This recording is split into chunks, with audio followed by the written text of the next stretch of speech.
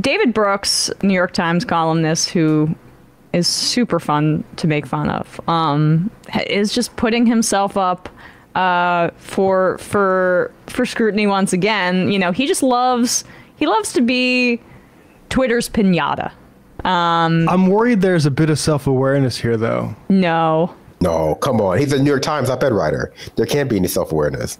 Okay. Yeah, I don't know if that's. Yeah, I think those are two. He's got the. Okay, I'll put it up. He's got the scotch in the shot, though, and that's got to be half the. Right, but the tweet says here, this meal just cost me $78 at Newark Airport. This is why Americans think the economy is terrible. And he has a double scotch or whatever in the frame. Alcohol sometimes runs up tabs, and there's a community note based on the similar table, glass chair sheet, and cut of fries. This is the Smokehouse restaurant at Newark Airport Terminal A. The burger and fries cost $17, and they have reference photos. Like, this is maybe the one time Community Notes has done us a favor here. Like, no, I think Community Notes, I gotta say, maybe Binder, you know, but like, I don't know how Elon doesn't have full control of Community Notes, but there's like a underground of revolutionaries Community Notes. Well, sometimes you can tell when his team basically personally writes them, when it's disinformation related to the dear leader Elon. But that was helpful. I just find it funny because this is the second food-related thing that David Brooks is engaged in, where he tries to draw broader conclusions about like the American economic structure. He had an op-ed where he brought a friend to a fancy sandwich shop. He's the sandwich guy? Oh, yes, that's the guy who said like, oh, well, she was only high school educated. And this is the problem with inequality, is you can't go into the fancy sandwich shop with your, like, you know, public university friend. And she didn't know what sopressata was, and they quickly hustled away. Here we go. Good job, Bradley. This was his other. Recently, I took a friend with only a high school degree. An idiot. What a total Simpleton. I got rube. I don't know that I am clocking everyone's sort of like LinkedIn credits. Like, but that's why you're not a New York Times op-ed, right? Ooh, I look at me. I'm with a person who only has a high school education. To be fair, this didn't happen. That story didn't happen. To be fair, David Brooks fact-checked. Probably does not have someone who is a friend who does not have who only has a high school education, and if he does, the person might be saying friend is a bit of a stretch. But he wrote, recently I took a friend with only a high school degree to lunch, and also this article is how we are ruining America. Insensitively, I led her into a gourmet sandwich shop. Oh, she did not belong there. Suddenly, I saw her face freeze up as she was confronted with sandwiches named Padrino and Pomodoro and ingredients like sopressata, capicola, and striata baguette. For real, we got to raise taxes. I quickly asked her if she wanted to go somewhere else, and she anxiously nodded yes, and we ate Mexican. American upper middle class culture, where the opportunities are, is now laced with cultural signifiers that they're completely illegible unless you happen to have grown up in this class. So, like, I mean, Padrino! Aren't those just Italian meats? Yeah, like pomodoro, like pasta pomodoro. It's like pomodoro is just like a word for like, it's just like a name. But this is just the kind of stuff that, I mean, again, dumb story.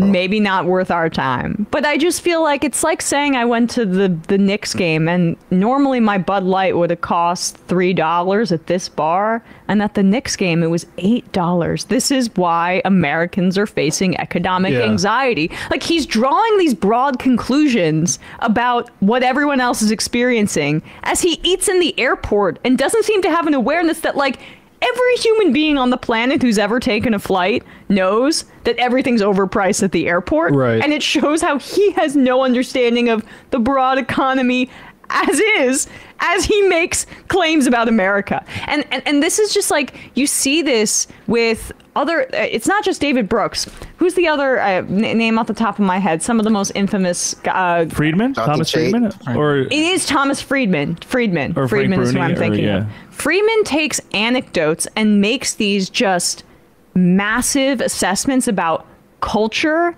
and just if people are reading like op-eds in the Wall Street Journal or the New York Times, look out for this trope, because there's like this impulse to bring a personal touch to it and then make these big conclusions about society. But for the most part, these are incredibly sheltered people that are in the positions that they have because of like this incredibly rarefied position that they are in, and they are not in a place to draw a conclusion from point A to point B and make it super simple and digestible for the readers of the op-ed pages without any evidence to back it up as well. It's just vibes, and the person who's putting out the vibes is like not really representative of anybody who should be speaking about Americana. Well, like the thing is, and David Dame made this point that I mean, part of it with inflation is, of course, just corporations driving up prices because they have the opportunity. Yeah. But also, a large part of like this sort of thing where it's like these sort of exclusive restaurants put in airports or like fancy like development connections, that's all been subsidized by VC money for the last like 10 years or so. And that money's been cheap. And so they've had a lot of money to go like say, oh, do this or this online thing. But now all of that money is much more expensive because we've been raising rates. And so all these places have to claw back these funds somehow. So like the Unity engine in video games is the same thing as the restaurant in the airport is like, oh crap, we got to start pulling back a profit so we can pay our shareholders who have given all this money to play with. And that's where like we're seeing that too in this, and that's why like that was never a sustainable way to be building a society. I think he was also probably drunk from having about $60 worth of whiskey. Yeah, which probably wasn't just one drink. So like, well, he only had 2 bites of the burger. He's like, the burger's like already like literally like maybe 2 bites in, but that might be his like 3rd or 4th whiskey. The ketchup package just like sitting on the fries with the lettuce and tomato just strewn. I gotta respect the just disemboweling of that hamburger because I also don't like when they overstack it with stuff. And so yeah, just give me that meat and the bread and I'll just squeeze some ketchup onto it. I found David Brooks's tweet very helpful. You know, my family, we do a different food every night, like Taco Tuesday.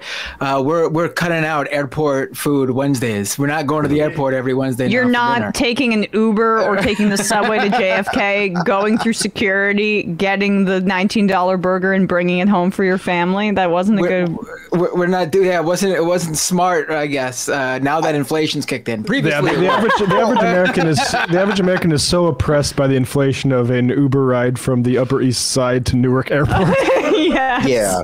I don't think anyone was impressed by this tweet, though. I think that's why I don't believe it's satire, because it seems like even, the audience that it was supposed to land with is just like, no, come on. Yeah, no, that is certainly definitely not satire. I don't think he's capable of doing so. So I will say it's pretty gross to put the empty ketchup packets on the same plate as your food. I thought that too.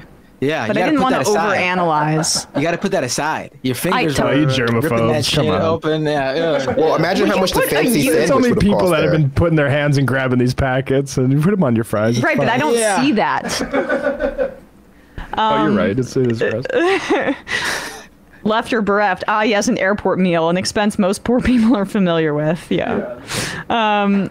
Dan from Columbus, I spent $100 at a restaurant at the Nashville airport, and all I ate was 2 slices of pizza. I also had a 4-hour delay and several glasses of whiskey. Now I feel economic anxiety. The Shake Shack at the new LaGuardia has. I went there once when we were traveling. The new LaGuardia. The prices are actually the same as they are outside the airport. I was shocked how cheap. Wow.